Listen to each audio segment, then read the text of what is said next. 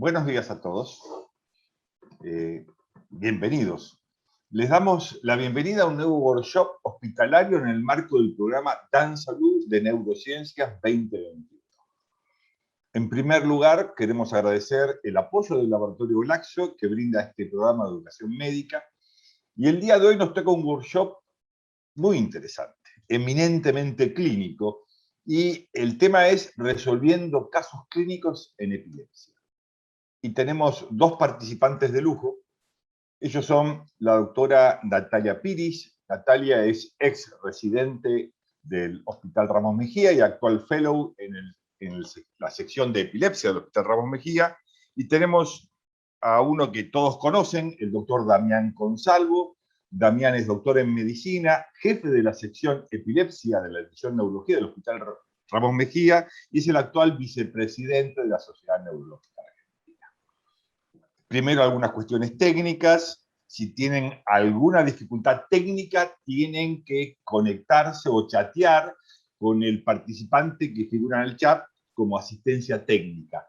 Y en realidad el workshop queremos que sea eminentemente práctico. Entonces vamos a presentar 4 casos clínicos y ustedes pueden ir preguntando a medida que se desarrollen los casos. La intención es discutir cada paciente a medida que lo presentamos.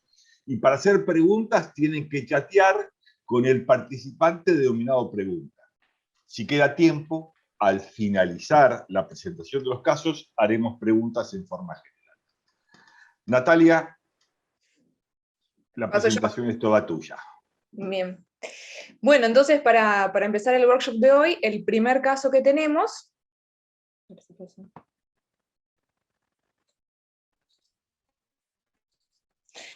Nuestro primer caso es un hombre de 50 años que como antecedentes patológicos es obeso, es hipertenso, tiene dislipemia. Él en el 2015 tuvo una ACV tálamo capsular derecho que no le dejó ninguna secuela, por lo cual su escala de ranking actual es de 0 y es diestro. Su medicación habitual incluye aspirina, atorvastatina, en lo que es la prevención secundaria, enalapril y amlodipina. Él comienza, en verdad, 48 horas antes de lo que va a ser nuestra consulta con nosotros, con una debilidad súbita en el miembro inferior derecho, concurre a un centro de salud que queda cercano a su domicilio en ese contexto, le hacen una tomografía y ven una hipodensidad en el territorio de la arteria cerebral anterior izquierda. Por la manifestación clínica y la imagen interpretan que esto fue un ACV agudo. Lamentablemente este centro en el que el paciente consulta inicialmente no tiene disponibilidad para hacer tratamiento en agudo, como lo que es el tratamiento trombolítico o, bueno, mucho menos endovascular, con lo cual lo que hacen es el control clínico inicial, le rotan la aspirina por clopidogrel, aumentan la dosis de atorvastatina y empiezan a buscar algún lugar para derivarlo. Esto, bueno, finalmente no se concreta y lo derivan para completar el estudio de la etiología del nuevo evento. Ahí es cuando llega con nosotros. Él ingresa entonces al hospital 48 horas después del evento, con una TA de 150-90, un hemogluco de 119, esto igual no fue en ayunas, fue el examen inicial, y vemos que tiene una paresia crural derecha severa. Esto le da una escala de NIH por el stroke de 3. Le programamos los estudios, pero ese mismo día, a la noche, mientras está comiendo, el paciente empieza a presentar clonías en el miembro aparético, en el miembro inferior derecho, que evoluciona con compromiso de conciencia y una crisis tónico-clónica generalizada de alrededor de 1 minuto de duración. El paciente, bueno, después se recupera inicialmente confuso y en pocos minutos ya está en el basal que estaba previamente, en el examen que ya describimos. Y bueno, en ese momento lo que se hace es se hace un laboratorio para descartar lo que son causas por exacerbantes metabólicos e infecciosos, le viene todo normal, hacemos una toma nueva. En la toma nueva, la verdad lo que le vemos es acá a nivel, digamos, de la frontal medial, esta hipodensidad, sobre todo es clara cuando la comparamos con el otro lado, bueno, y también tiene la secuelita de la ACV anterior, pero la verdad que no vemos mucho más, no ha tenido ni complicación hemorrágica, ni ninguna otra lesión sobreagregada. Él, no inmediatamente, pero al día siguiente se hace un electroencefalograma, el cual no tiene actividad epileptiforme, lo que sí tiene es, bueno, algo de actividad lenta frontocentral izquierda, esto es bastante más claro si lo comparamos con el contralateral, y cuando se le hace la resonancia, lo que vemos es el stroke consolidado en el mismo territorio que sospechábamos por la tomografía. La verdad es que no se le ve ninguna otra lesión más. Entonces, pensando un poquito lo que le pasó a este paciente, si yo tengo que pensar en cómo fue el tipo de crisis que presentó, yo voy a pensar que tuvo una crisis de inicio focal, porque recordemos que empezó en el miembro inferior derecho, digamos, motora, con compromiso de conciencia, que después evolucionó a focal tónico-clónico bilateral. Esto que tenemos acá, por si no están, digamos, todos familiarizados con esto, esta es la clasificación que elaboró la ILAE, que es la Liga Internacional contra la Epilepsia, en el 2017, de cómo nosotros vamos a ir clasificando las crisis de nuestros pacientes para entender mejor lo que les está pasando y así, bueno, llegar a distintas instancias de diagnóstico. Entonces, este paciente tuvo esta crisis, como describimos, y la verdad es que en todo el contexto clínico de lo que le pasó a él, a mí lo que en principio me parecería es que es una crisis sintomática aguda en el contexto del ACV isquémico, que es agudo. Así que yo lo pienso así, no sé, ahora es el momento de los demás.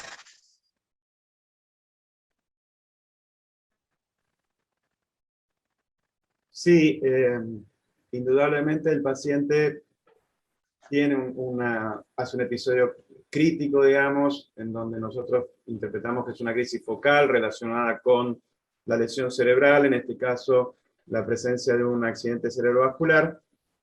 Y cuando este fenómeno, digamos, de crisis epiléptica ocurre dentro de la semana de alguna injuria cerebral aguda, en este caso el antecedente de una ACV, o como puede ser un traumatismo de cráneo, uno considera, digamos, dentro de este periodo que eso se trataría de una crisis sintomática aguda. ¿Y por qué es importante definir, digamos, esto como una crisis sintomática aguda y no como epilepsia? Porque, bueno, el diagnóstico de epilepsia acarrea determinadas situaciones, determinadas cuestiones, determinadas decisiones de tratamiento, determinadas cuestiones pronósticas, mientras que lo que es la crisis sintomática aguda, el concepto que uno tiene que tener es que si un paciente hace un evento agudo relacionado con una injuria cerebral aguda, la chance de desarrollar epilepsia es menor, por lo tanto uno no dice que ese paciente tiene posibilidades de tener epilepsia, pero sí lo que acarrea, digamos, es el pronóstico en relación al diagnóstico de la enfermedad de base. O sea, un paciente que tiene una ACV y hace una crisis sintomática aguda, probablemente esté pensando que el pronóstico de esa ACV no sea tan bueno a que si no la tuvo. O sea, esa es un poco la diferencia, ¿no? Incrementa la morbilidad en forma significativa aquel paciente que tiene una crisis sintomática aguda con respecto a aquel que no la tiene. Otra cuestión que me parece que es importante ver es tratar de descartar en los pacientes que tienen crisis sintomática aguda la posibilidad de que el paciente tenga un estatus. O sea, yo tengo un paciente que quizás empeora el foco motor o el déficit neurológico, le hago una tomografía y no encuentro ninguna alteración, le hago un laboratorio y no encuentro ninguna evidencia de empeoramiento clínico de laboratorio en los exámenes solicitados, una de las cuestiones que uno tiene que tener en cuenta también es la posibilidad de un estatus epiléptico.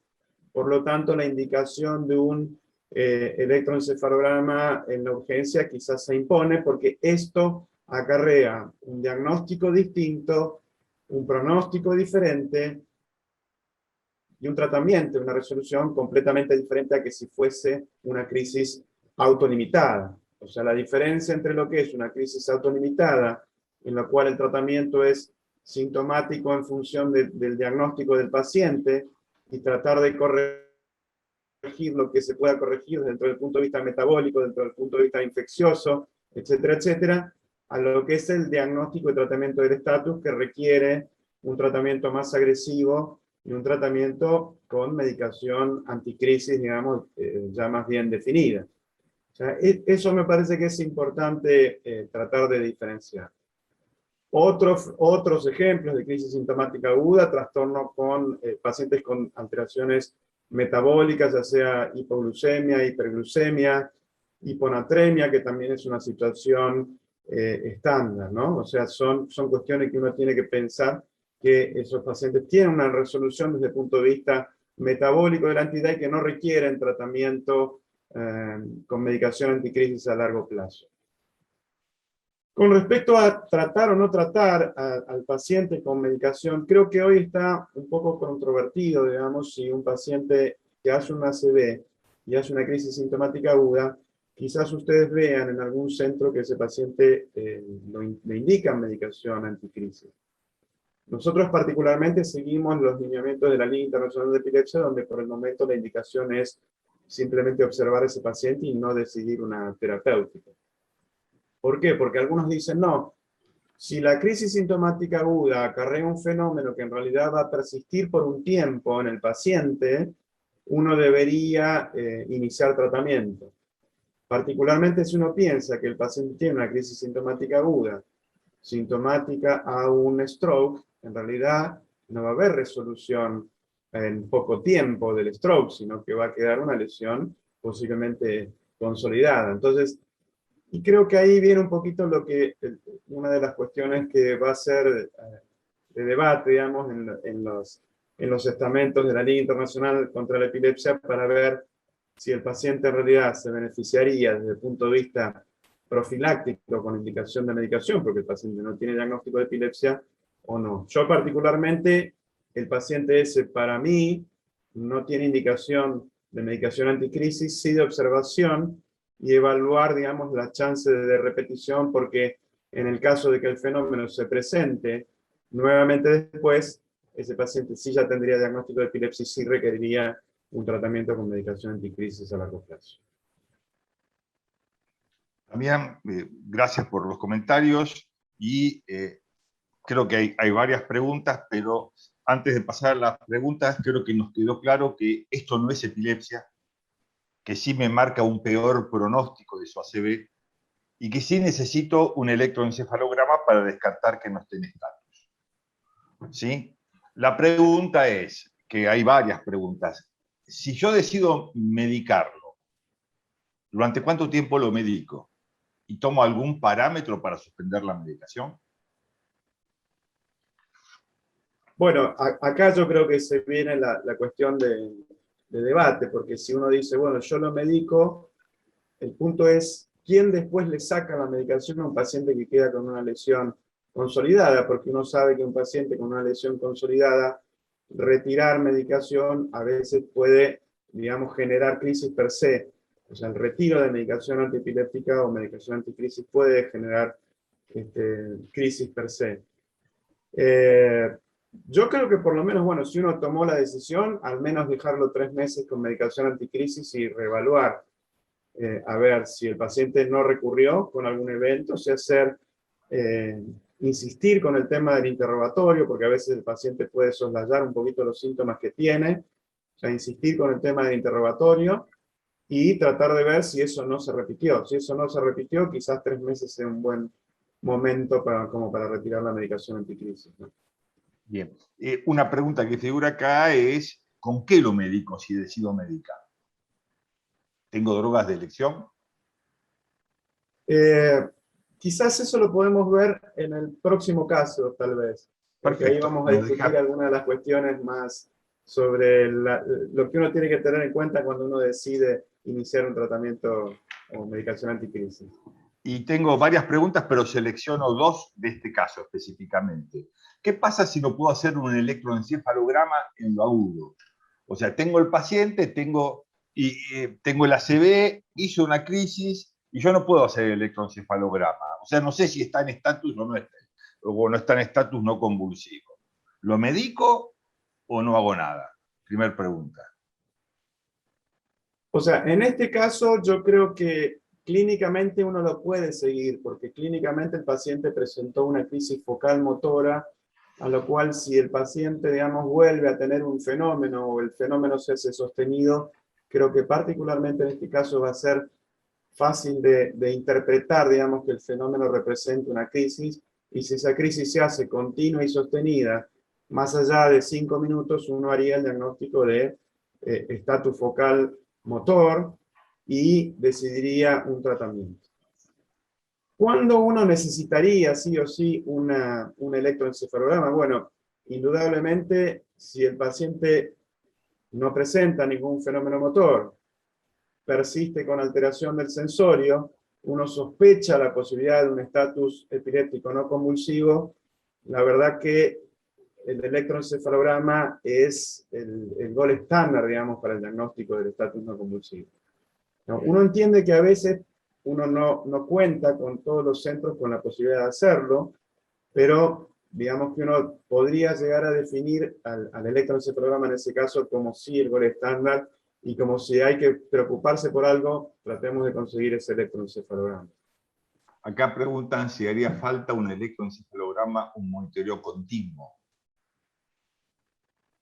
En realidad, si uno hace el diagnóstico de estatus, la monitorización es muy buena desde el punto de vista del seguimiento, desde el punto de vista de evaluación de la respuesta terapéutica, tanto clínica como electroencefalográfica, y sobre todo si uno tiene que seguir progresando en el tratamiento en el estatus. O sea, ahí sí la idea de monitoreo es interesante. Hay algunos lugares donde no se puede realizar tampoco monitoreo. El electroencefalograma, digamos, también puede llegar a ser útil como control. O sea, no necesariamente dejar conectado al paciente todo el tiempo, sino hacerle electroencefalogramas periódicos quizás también pueda ser de ayuda. Bien. Y acá preguntan también, Damián, si es lo mismo la manifestación clínica o la frecuencia de crisis durante la ACV en infartos que afectan la corteza o infartos profundos. Este paciente que presentó Nati en forma brillante tenía un infarto de cerebral anterior y tenía una afección cortical. ¿Los infartos lacunares pueden hacer también convulsiones? A ver, en realidad si uno ve en un paciente alguna lesión o infarto lacunar, quizás uno pensaría que la crisis que el paciente está haciendo probablemente tenga que ver alguna cuestión más metabólica que estructural, así como un pensamiento general. Si uno analiza en realidad los estudios de stroke y la causa, digamos, de epilepsia como stroke, sobre todo en población adulta mayor, y analiza cuál es la etiología, uno dice, bueno, la causa más frecuente es el ACV, es el stroke, y cuando uno analiza en detalle la localización de los stroke, muchos de esos pacientes, la localización es en núcleos o ganglios basales, digamos. A lo cual,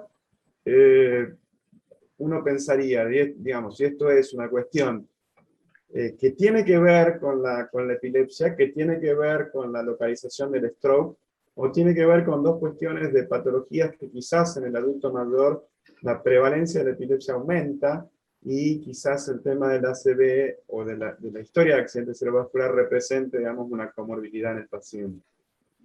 O sea, creo que no hay grandes estudios que demuestren que el paciente para tener una ACV tiene que tener una lesión cortical. O sea, no, y eso creo que es otra de las cuestiones que deberíamos debatir en el contexto de los epileptólogos, ¿no?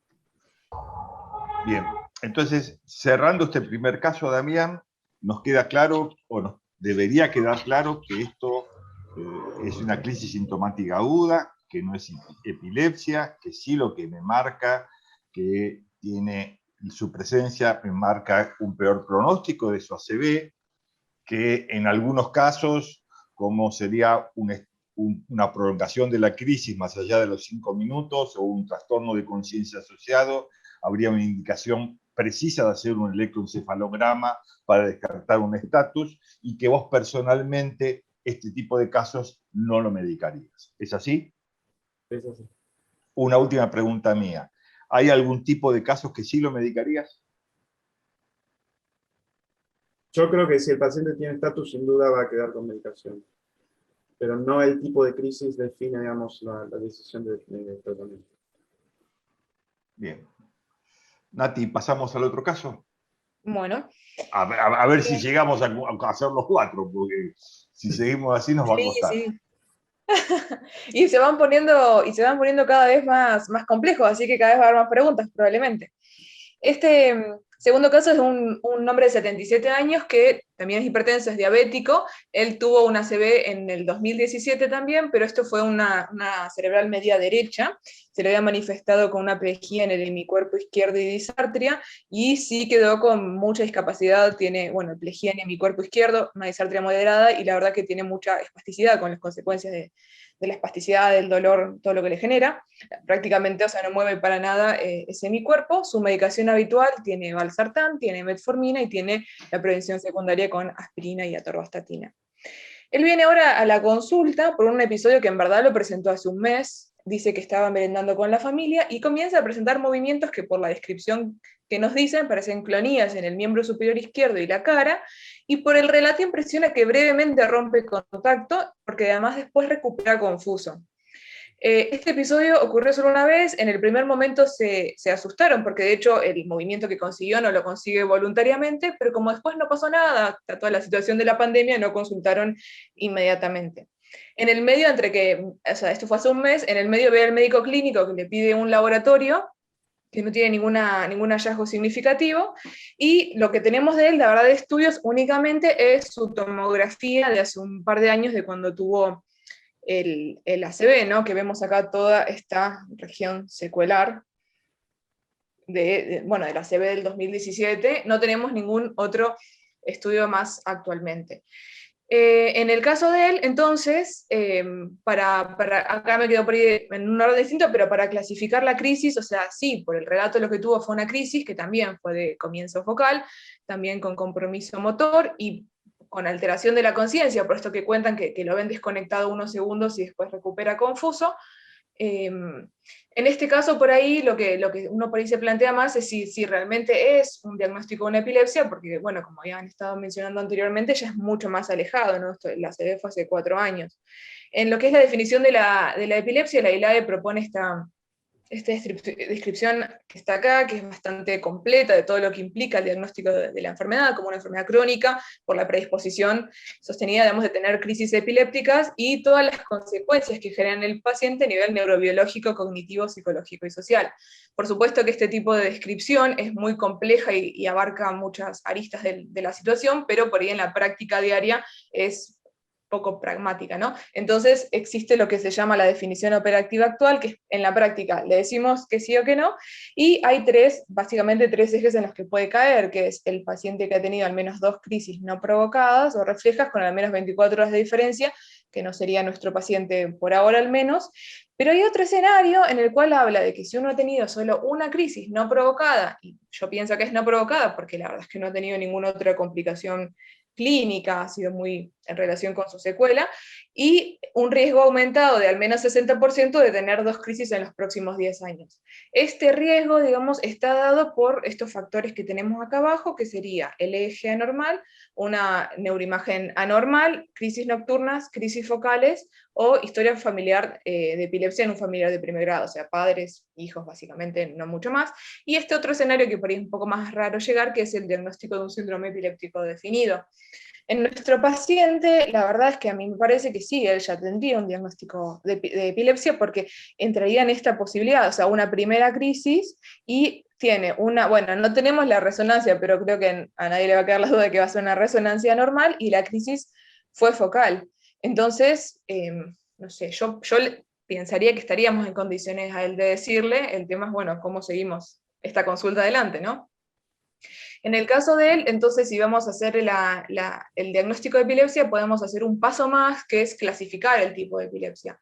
En el tipo de epilepsia, digamos, se va clasificando en distintas instancias. Tenemos el tipo de crisis, tuvo una única crisis que fue focal, entonces si vamos al tipo de epilepsia, o sea, no tiene crisis generalizadas y no tiene crisis de inicio no conocido, sería una epilepsia focal. No podemos pasar a esta otra instancia que es de síndrome epiléptico, pero si vamos a pensar en la etiología, sería una etiología estructural por la secuela de la lesión del ACV, que esto, bueno, acá lo pusimos de esta manera, es una epilepsia focal estructural, frontal derecha, secundaria de lesión isquémica crónica, y tiene como comorbilidades, que es algo que atraviesa todo, la hipertensión y la diabetes, que son sus otras problemáticas de salud.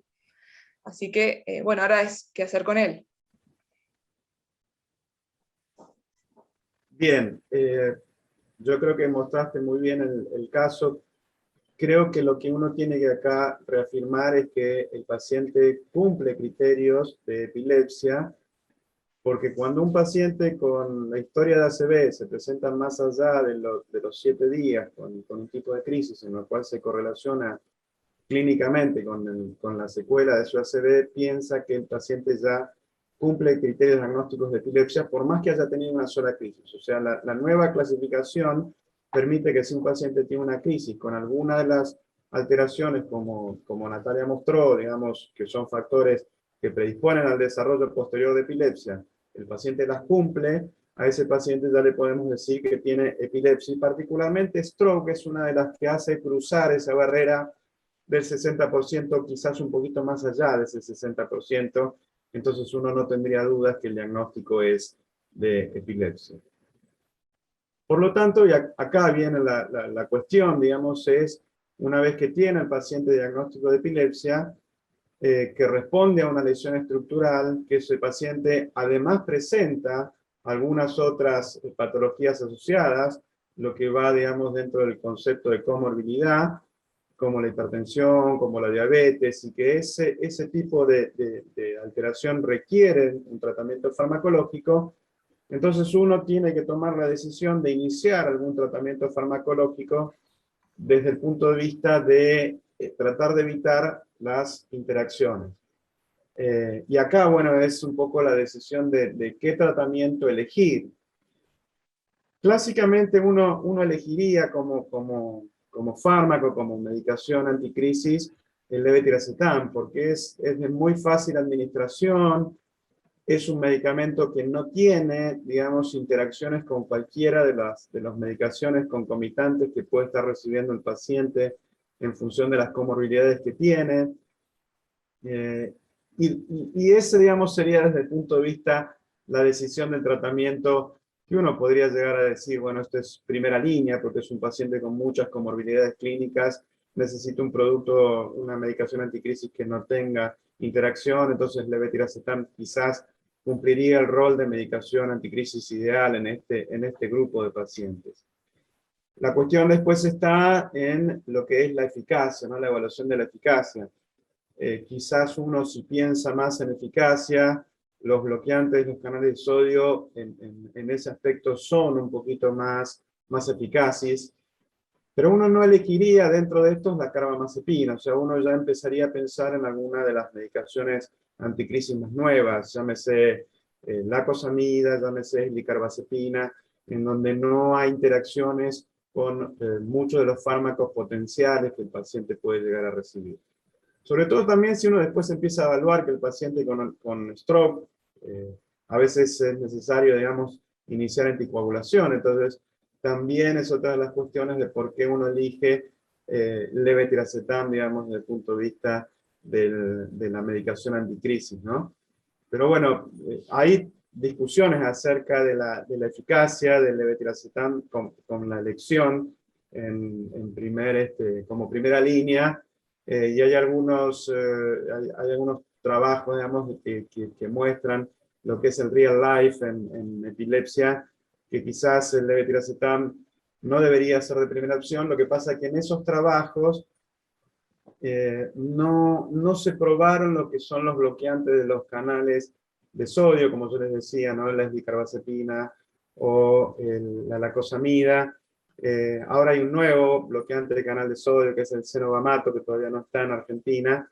Pero bueno, son algunas de las cuestiones, digamos, como que uno pensaría en probar desde el punto de vista de medicación anticrisis, ¿no? Sabiendo que las chances de respuesta en función de un paciente con una primera línea de tratamiento están alrededor del 50%.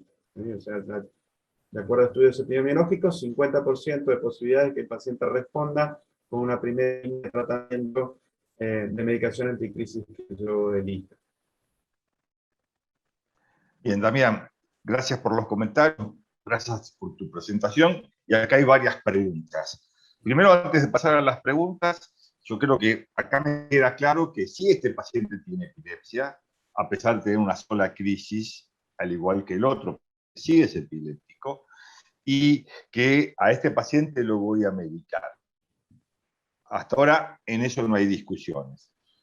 La primera pregunta es, vos planteaste 7 días. Más allá de 7 días, no es una epilepsia sintomática, hasta los 7 días es una epilepsia sintomática. ¿Es así? ¿Es tan estricto? Un paciente que tiene una convulsión a los 8 días lo voy a medicar y uno que tiene al sexto no.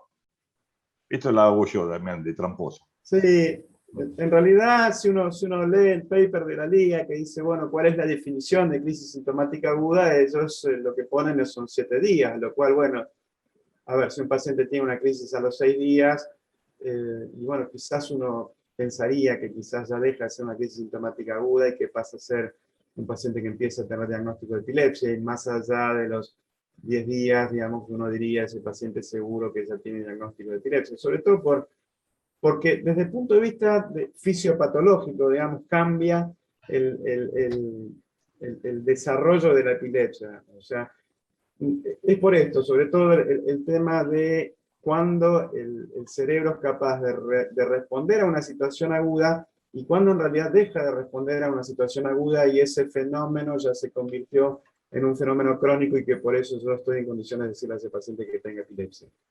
Es un poco arbitrario, es cierto, o sea, pero bueno, es la definición que a nosotros nos expone la Liga Internacional contra la Epilepsia.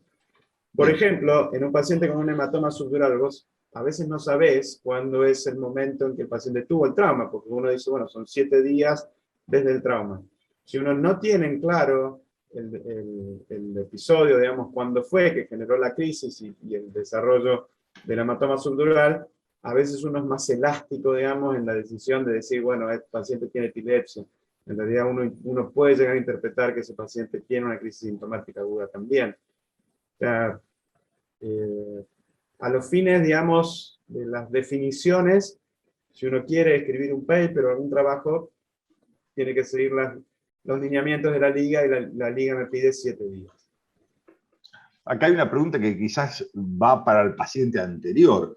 Supongamos que el paciente repite la crisis dentro de los primeros días. Lo pongo yo como ejemplo, al 5.º día, y tiene un electro normal. O sea, son 2 crisis, no una, dentro de los 7 días. ¿A ese paciente lo medico o no lo medico? Bueno, yo creo que hay que otra vez reevaluar el caso, verlo otra vez en laboratorio, si no tiene alguna alteración metabólica, ver la repetición de la imagen para ver si no tiene alguna complicación en función de la imagen, y si yo no encuentro nada, probablemente sí yo le indique ahí empezar el tratamiento. Sí. Bien. En este paciente, en el segundo, que decimos que tiene una epilepsia sintomática, perdón, una epilepsia focal por la lesión estructural de su ACV hace 2 años. ¿Hace falta hacer un electroencéfalo para decidir la medicación? ¿O el electroencéfalo no me pone ni me quita nada para decidir la medicación? No, desde el punto de vista diagnóstico no hace falta más nada. O sea, en este caso creo que la clínica de crisis focal, más la historia de su ACV, más la alteración en la imagen, no es necesario, digamos, ser estrictos con el hecho de contar con un electroencefalograma. Quizás a veces el electroencefalograma puede orientarme hacia algún tipo de patrón de descarga electroencefalográfica que me diga, bueno, por este patrón de electroencefalográfico yo podría elegir tal o cual medicación.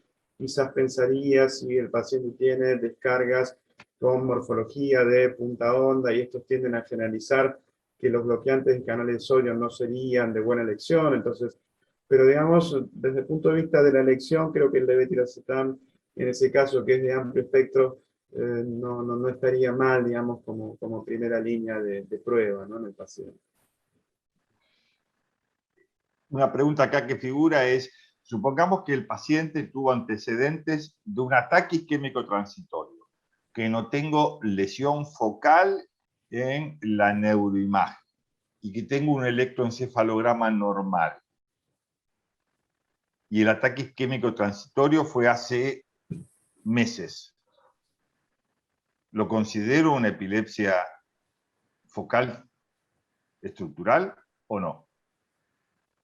En realidad ahí yo te preguntaría a vos. Yo creo que la respuesta sería que el paciente no tiene un ACV consolidado, tomaría el episodio de accidente isquémico transitorio como un evento más relacionado a pensar que ese paciente requiere algún tipo de aproximación a su estudio por esa línea, digamos. Y si el paciente hace una crisis, probablemente no tenga relación con la historia de ACV, porque uno no dice que el paciente en realidad tiene un ACV consolidado, ¿no? Acá entramos, Damián, en un tema que es muy interesante, quizás, que son la presencia de lesiones silentes y los factores de riesgo, ¿sí?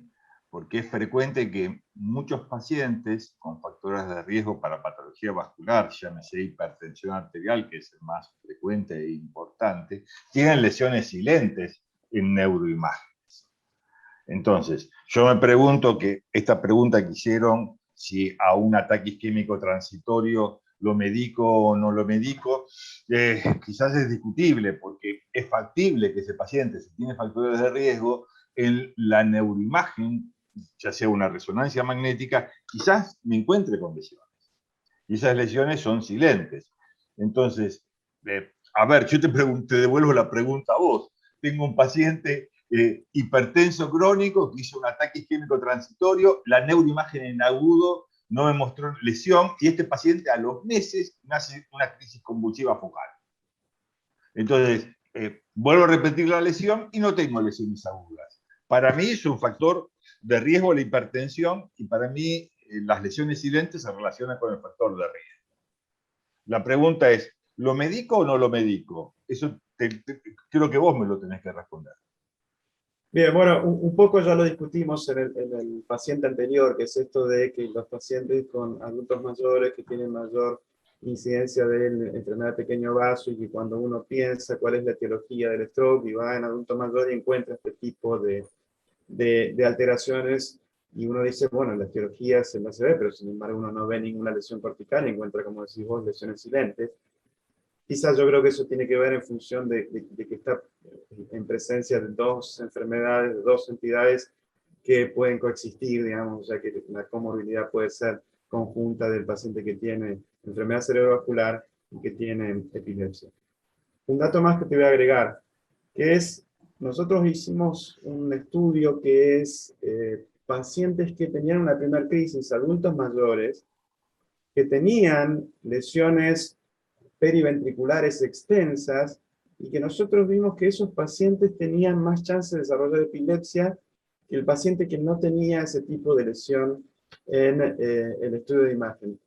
Y planteamos como duda que quizás ese paciente sea o tenga un predictor, digamos, del desarrollo de epilepsia por el hecho de tener un compromiso importante en la sustancia blanca periventricular, más allá de haber tenido una crisis, una única crisis. Y creo que eso es un poco, seguramente, lo que se va a venir en debate también próximamente, ¿no? Porque epilepsia y ACV son dos enfermedades muy prevalentes, y que creo que algunas cosas, como estamos viendo hasta ahora, tenemos que ahondar un poquito más para ver la toma de decisiones que vamos a tomar, a seguir nosotros, ¿no? También, última pregunta de este paciente, hay más, pero si no, no vamos a llegar a discutir todo, es, si decidí, lo tengo que medicar, ¿cuánto tiempo lo tengo que medicar? Y si elegí levetiracetam, ¿hasta qué dosis lo encargo? Bien, la decisión de tratamiento, cuando uno dice este paciente tiene diagnóstico de epilepsia, uno tiene que pensar en un tratamiento a muy largo plazo, ¿sí? Después quizás podemos discutir en el próximo caso, en el caso 3, lo que se viene, pero la decisión del tratamiento es a muy largo plazo. El pronóstico desde el punto de vista de su epilepsia es que tiene altísimas chances de recurrencia, por eso uno, digamos, le hace un diagnóstico de epilepsia y tiene que indicar la medicación. La dosis de levetiracetam indicada es actualmente hasta 3.000 miligramos por día.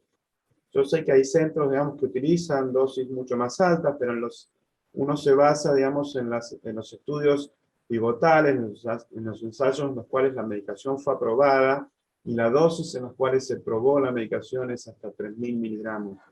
Uno lo que ve habitualmente con el levetiracetam es este fenómeno de todo o nada. El paciente o responde o no responde, a pesar de tener dosis bajas. O sea, si un paciente viene con 1.000 miligramos y no responde, uno le sube a 2.000. Si uno le sube a 2.000 y no responde, yo les diría, empiecen a pensar en cambiar la medicación, porque el levetiracetam probablemente no sea la medicación para ese paciente. Bien, gracias, Damián. Resumiendo, entonces, este paciente es epiléptico, hay que medicarlo y hay que medicarlo a largo plazo a pesar de tener una sola crisis. Aceleremos porque nos queda poco tiempo y vamos por la mitad recién. Natalia, ¿escuchamos el tercer paciente? Sí. La tercera paciente es completamente distinta, es una chica de 20 años que ella tiene un diagnóstico de epilepsia de los 17. Ella no tiene ningún otro antecedente patológico, no tiene antecedentes familiares, ni tampoco nada en el momento perinatal, un desarrollo normal, todo completamente normal hasta que empieza con la enfermedad a los 17 años.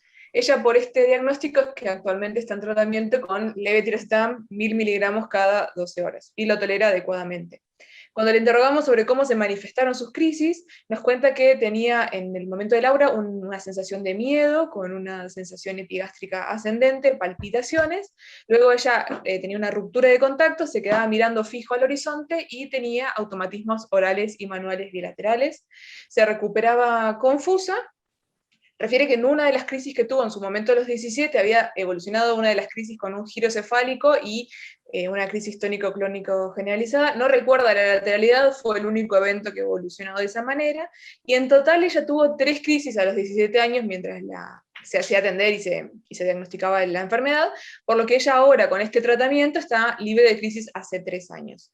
Ella viene a vernos porque le habían comentado que si ella pasaba más de 2 años sin crisis, se podía pensar en quizás dejar el tratamiento. Como es una chica tan joven, quería ver si podíamos empezar ese proceso. Ella nos trae que tiene una resonancia de cerebro. Estos son algunos de los cortes que seleccionamos porque muestran bien lo que queremos mostrar, que básicamente si vemos las regiones de los hipocampos, vamos a ver que el derecho tiene disminución del tamaño, esto se ve bien por lo que es el ventrículo lateral, y que además tiene hiperintensidad en FLAIR. En esta se ve, acá también se puede ver lo contrario, bueno, que es más ¿cómo se llama? Hipointenso, y acá se ve la hiperintensidad en el T2, ¿sí? Ella ahora, para venir a esta consulta, se hizo un electroencefalograma que nos trae, que es este electro normal. Lo que dice acá amarillo es simplemente ojos cerrados, para aclarar, pero no tiene nada patológico en el trazado actual. Pero nosotros tenemos en su historia, en sus estudios anteriores, que a los 17, cuando la diagnosticaron, tenía este electro, en el cual, bueno, vemos que tiene ondas agudas frontotemporales derechas, ¿sí? En ella, bueno, si vamos a clasificar sus tipos de crisis, esta es como el cuadrito que poníamos anteriormente, pero una versión que es expandida para poder incluir los síntomas que tuvo ella, porque en el caso de ella tenemos una crisis de inicio focal. El inicio es no motor, es emocional, porque el primer síntoma que nos cuenta que sentía es el miedo. En la mayoría de las crisis ella tiene alteración de la conciencia, y en una de sus crisis, cuando hacemos toda esta clasificación, va a de focal a tónico-clónico bilateral. En lo que es la clasificación de su epilepsia, entonces, ella tuvo 3 crisis, las 3 fueron de inicio focal, su tipo de epilepsia es focal. En el caso de ella, por la imagen, lo que vimos es que tiene estos signos de esclerosis del hipocampo derecho, entonces la etiología sería estructural, y bueno, no tiene ninguna comorbilidad. Entonces, bueno, ya tiene esta constelación que sería la epilepsia temporal mesial derecha, secundaria a esclerosis del hipocampo. Nada, que está libre de crisis hace 3 años y respondiendo bien al tratamiento, pero que quiere evaluar dejarlo básicamente. Bueno, bien, este es un caso que también se nos presenta bastante seguido en la consulta, ¿no? El paciente que viene bien controlado, dice, doctor, yo quiero dejar de tomar la medicación porque hace varios años que no tengo crisis, y acá se plantea la disyuntiva, ¿no? Entre continuar buscando los fundamentos y discontinuar entre buscando también los fundamentos. Desde el punto de vista de los criterios de alta, en realidad, yo les podría decir que no hay específicamente algún criterio de alta en el paciente, y que quizás la tendencia actual sea a dejar la medicación por más tiempo en los pacientes. Sí, uno sabe que desde el punto de vista pronóstico, cuando un paciente tiene una epilepsia que responde a una lesión estructural, las chances de que ese paciente, al suspender la medicación, tenga crisis son muy altas. Por lo tanto, no creo que en este caso particularmente sea una buena decisión decirle a la paciente, si vos estás en condiciones de retirar medicación, porque ya pasaron 2 o 3 años de no haber tenido crisis. O sea, sí, la esclerosis del hipocampo particularmente, las lesiones por injuria o anoxia, son, desde ese punto de vista, digamos, son sugestivas de que el paciente tiene mal pronóstico desde el punto de vista de suspender la medicación, y tiene mal pronóstico desde el punto de vista de su epilepsia también. O sea, si el paciente empieza en una edad más joven, tiene alguna lesión relacionada a algún insulto cerebral de niño, o tiene una esclerosis del hipocampo, es un mal predictor del pronóstico en función del paciente que va a andar mal. Sin embargo, bueno, hay un 80% de chances de que le vaya mal con la esclerosis del hipocampo, pero hay 20% de pacientes que andan bien. Y en este paciente yo particularmente creo que no le retiraría la medicación. Sí, lo que podemos a veces jugar un poquito con el tema de la dosis, ¿no? Entonces decimos, bueno, si está con 2000 miligramos y no tiene crisis de hace tiempo, quizás intentar bajar la dosis de la medicación no sería una mala conducta. Hay otra situación que también se plantea, que son los pacientes con epilepsia mioclónica juvenil. Pacientes que tienen, es una forma de epilepsia generalizada, digamos, donde uno le indica un tratamiento farmacológico y cuya suspensión uno sabe que tiene altísimas chances de recurrencia de crisis. Entonces son pacientes en los cuales la verdad uno no les indicaría la suspensión del tratamiento farmacológico, y sí quizás esto de intentar reducir la dosis a la menos posible, digamos, como para evitar la recurrencia, ¿no? Esos serían un poco los conceptos. Hay algunas tablas predictoras en función de la posibilidad de recurrencia de crisis, pero yo creo que, digamos, uno puede medir la cuestión de riesgo, pero probablemente en un paciente así uno le dejaría, digamos, la medicación independientemente del tiempo evolutivo, ¿no? Hoy la Liga Internacional contra la Epilepsia me dice que un paciente está en remisión cuando pasaron 10 años de no haber tenido crisis, 5 de los cuales debieron haber sido sin tener medicación anticrisis. Yo creo que en el adulto es muy difícil de plantear esto, sí en formas de epilepsia infantiles autolimitadas, creo que ahí sí uno podría pensar, digamos, en este criterio diagnóstico de remisión, ¿no? Damián, por lo que vos estás expresando, entonces, en un paciente que sí tiene epilepsia y sí tiene lesiones focales, como esta paciente, que es una epilepsia estructural, uno tendería a no suspender la medicación y quizás sí bajar la dosis. ¿Es así? Exactamente, sí. Y la pregunta es, ¿hasta cuándo bajó la dosis? ¿Cuál es el límite inferior de la dosis que vos tomarías como mínimo? ¿Y qué parámetros tomo para buscar ese límite? En relación a este caso particularmente, que estaba con 2000 miligramos de levetiracetam, yo plantearía ir descendiéndolo a 1500 y a 1000, y me plantarían 1000, porque uno sabe que es la dosis más baja eficaz desde el punto de vista de los ensayos clínicos. Hay algunas otras medicaciones que el paciente puede estar recibiendo, que son medicaciones dosables, digamos, en sangre, carbamazepina, fenitoína, fenobarbital, valproico. Ahí yo utilizaría quizás el dosaje para evaluar. Pero yo lo llevaría, si el paciente, por ejemplo, está con lacosamida, a la dosis más baja, digamos, desde el punto de vista de que es eficaz en los ensayos clínicos. Acá preguntan, ¿se puede plantear una resolución quirúrgica como opción? Siempre se adelantan a los casos que van a venir. En este caso, uno no le plantearía una resolución quirúrgica a una paciente que realmente está funcionando muy bien con una única medicación. No le plantearía, digamos, como opción la solución quirúrgica, porque la cirugía no la va a dejar a la paciente libre de que reciba quizás la medicación anticrisis. Entonces, ese es un concepto errado que a veces tienen los pacientes, ¿no? Yo me quiero operar porque con esto sé que no tomo más medicación. Eso no siempre es así. Eso es un dato a analizar y charlar con los pacientes, ¿no? Quizás la cuestión también con esta paciente sea, doctor, yo vengo a la consulta porque quiero quedar embarazada y tener un hijo. Eso quizás sea resorte de otro workshop. como para discutir, porque si no, sí no terminaríamos más. Bien, no nos queda mucho tiempo en este, así que... Y una última pregunta en este paciente y pasamos al próximo. ¿En qué pacientes sí suspenderías la medicación? Bien, claramente en los pacientes que no tienen epilepsia, o sea, muchas veces nosotros recibimos pacientes con crisis no epilépticas que vienen polimedicados, que lo ponemos a video EG, que diagnosticamos que el paciente no tiene epilepsia, ese paciente claramente hay que suspenderle la medicación. Con cuidado, porque a veces la supresión de la medicación, sobre todo particularmente el fenobarbital, generan crisis en el paciente. Entonces hay que tener cuidado.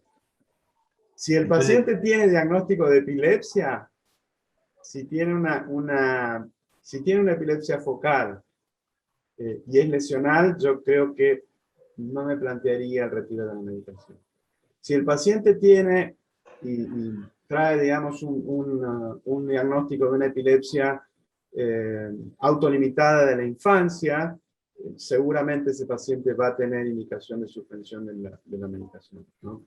Creo que claramente ahí en las epilepsias autolimitadas de la infancia, donde uno tiene que suspender la medicación, y en la epilepsia estructural, en que no tiene que suspender la medicación, creo que ahí está el gris, digamos, y ir guiándose caso a caso la posibilidad de retirar la medicación. muchas gracias, Damián. Nati, tenés el desafío, nos quedan 5 minutos y te queda tu presentación y la discusión del caso con el doctor Gonzalo. Ok, hablo más rápido entonces. Vos podés. Sí, nos hemos preparado con los ateneos. Bueno, nuestro cuarto caso, que ahora me dijo eso y no me pasa la diapo, ¿ve, doctor? Ahí va. Nuestro cuarto caso es un hombre de 43 años, tampoco tiene ningún antecedente patológico, él tiene diagnóstico de epilepsia desde los 16 y ahora lo derivan porque no está respondiendo adecuadamente al tratamiento farmacológico. Su tratamiento actual tiene levetiracetam 3.000 miligramos por día y lacosamida 200, y en su historia farmacológica ya probó lo que es ácido valproico y carbamazepina. En sus crisis tiene un aura que es una sensación inespecífica, o sea, no logra precisarla, pero sí tiene un aviso. Tiene una desviación de la mirada y de giro cefálico a la izquierda, y después hace clonías faciobranquiales izquierdas con compromiso de conciencia. Son muy breves, duran poquitos segundos, se recupera rápidamente, le suceden más frecuentemente durante el sueño, y esto sucede más o menos una vez por semana. A veces se presentan en clústeres, o sea, esto quiere decir que tiene varios episodios en poquito tiempo. Él, cuando nos trae su resonancia, vemos que también tiene una lesión estructural, vemos esta hiperintensidad en relación con el ventrículo, que cuando se va yendo para arriba la imagen, vemos que se continúa hasta lo que es la corteza, con este giro que tiene la corteza más gruesa, más profundo. Esto se ve muy bien en el coronal, cuando vemos cómo se continúa prácticamente esta lesión.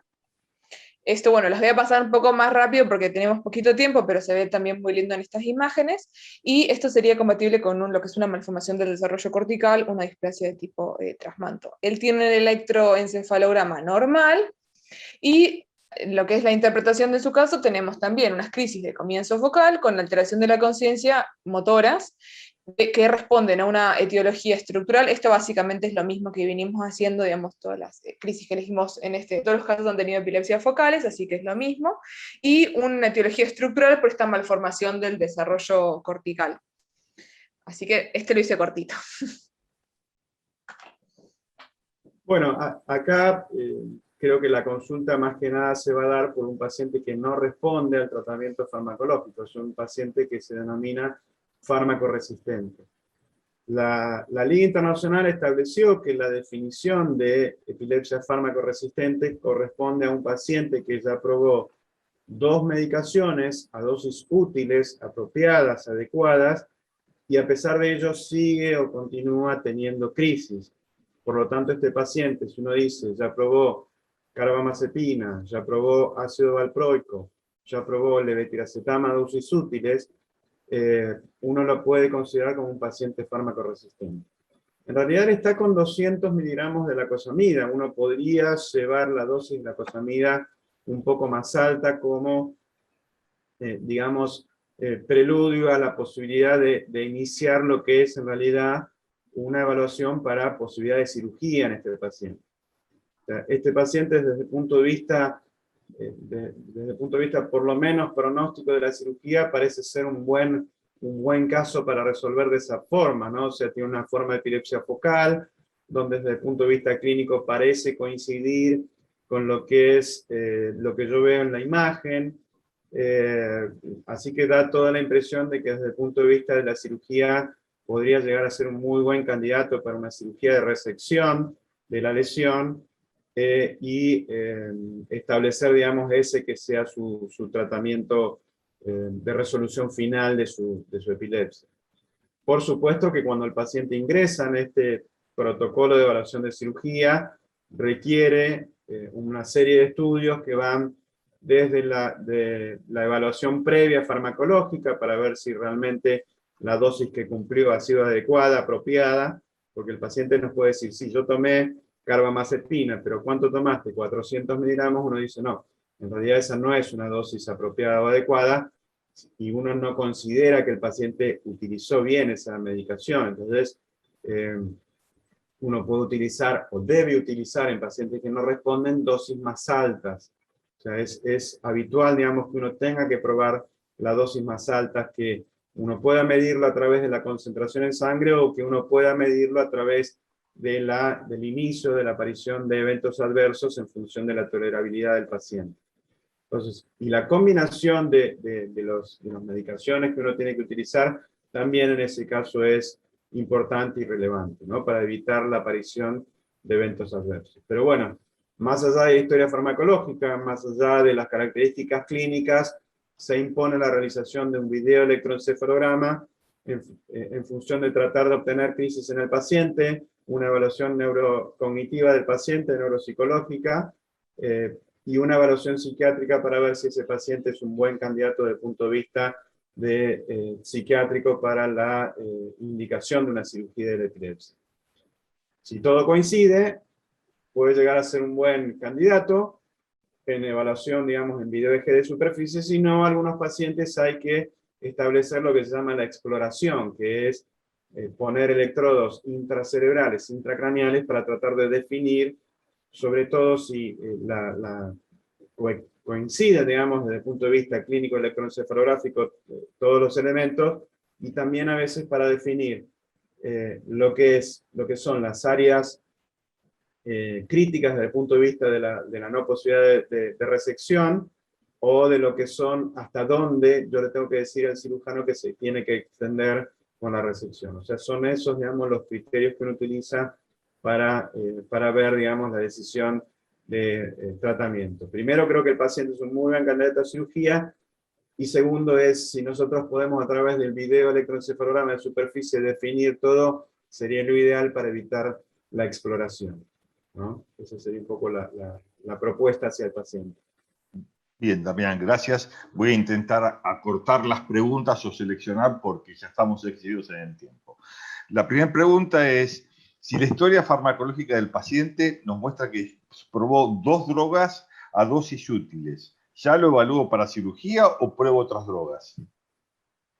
Sí, la respuesta sería que uno lo puede ya considerar candidato a cirugía porque no responde al tratamiento farmacológico. Si uno sabe que se agrega una tercera medicación, la chance de respuesta se reduce en forma significativa. O sea, yo les dije, primera medicación 50%, segunda medicación 15% más, tercera medicación un 5%.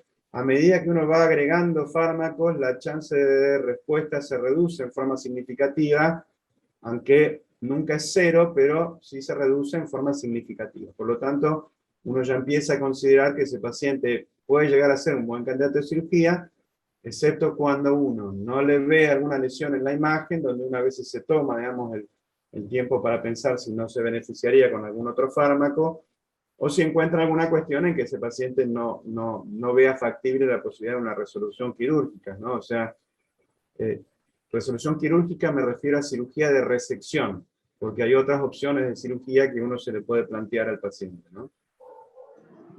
Acá otra pregunta me hacen es que si aparte de la indicación quirúrgica hay otras alternativas terapéuticas.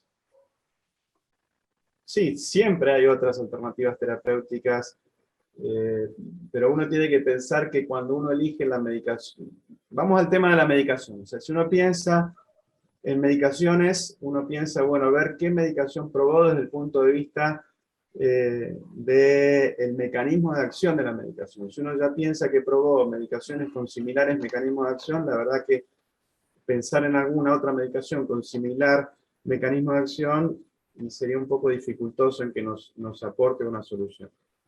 Hay medicaciones que están en estudio, a veces hay posibilidades que los pacientes ingresen a algún estudio clínico probando medicaciones nuevas, y bueno, ahora está este tema que se impone, digamos, dentro de la sociedad, que es el uso del cannabis. O sea, eso es inevitable pensar en la posibilidad de que un paciente se pueda beneficiar con el uso de cannabis.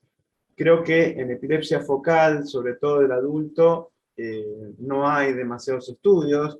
Nosotros vamos a hacer un estudio en el hospital con pacientes con epilepsia resistente, utilizando cannabis, CBD 100%, pacientes con epilepsia focal resistente, y ver nosotros un poco la experiencia que hay.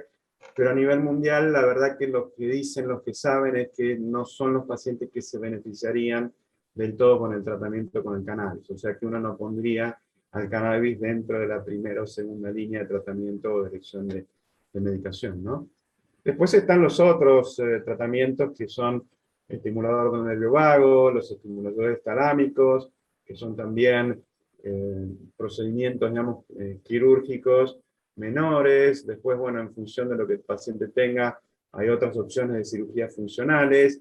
Y lo que también se está viendo es el uso de NeuroPace, que son lo que se llaman los estimuladores cerebrales que responden ante estímulos. El paciente, el estimulador sensa que el paciente tiene una crisis, y el equipo emite, digamos, una estimulación superior a esa, como para tratar de frenar la crisis, que bueno, todavía esto en Argentina no está disponible, ¿no? Pero que bueno, en los próximos años es lo que se está viniendo en epilepsia. Damián, gracias, y vamos a la última pregunta. Te pido que seas, si es factible, corto en la respuesta, porque ya nos excedimos en el tiempo.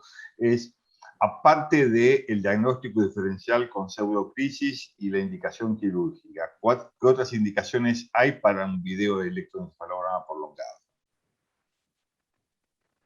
Creo que el video G lo que me sirve es para documentar que el paciente tiene epilepsia. O sea, que esa sería una primera indicación. Si yo tengo dudas si el paciente tiene epilepsia o no, creo que la primera indicación es resolver si el paciente tiene epilepsia. Seguro que yo no voy a pedir un video si un paciente tiene una crisis cada año, porque no lo voy a dejar internado un año al paciente. Pero a veces, bueno, el paciente puede tener formas de presentación de epilepsia que nos lleven al diagnóstico diferencial a pensar en crisis no epilépticas. Y creo que ese sobre todo es el diagnóstico diferencial más fuerte, por lo cual uno indicaría un video EG. O sea, confirmar diagnóstico de epilepsia. Si confirma diagnóstico de epilepsia, ese paciente va a seguir un camino. Si no tiene diagnóstico de epilepsia, ese paciente va a seguir otro camino de tratamiento. El problema es a veces cuando coinciden las dos. El paciente que tiene crisis y que no tiene crisis, donde ahí se hace mucho más dificultoso el manejo. Bien, gracias, Damián. Bueno, terminando, primero quiero agradecer a la doctora Natalia Pires y al doctor Damián Gonzalo por su brillante exposición. Segundo, les comunicamos que este video estará disponible en la página de registro de los workshops hospitalarios de neurociencias 2021 de DanSalud.